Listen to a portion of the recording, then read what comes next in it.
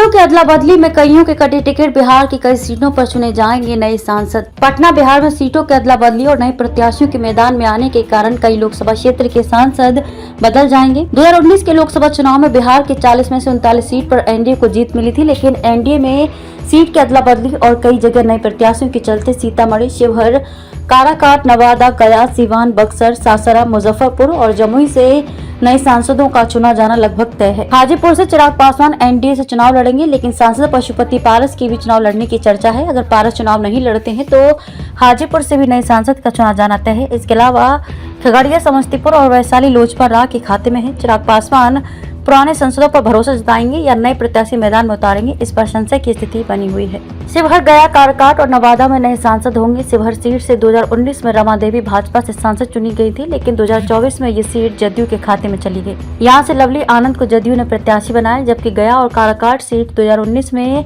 जदयू के पास थी।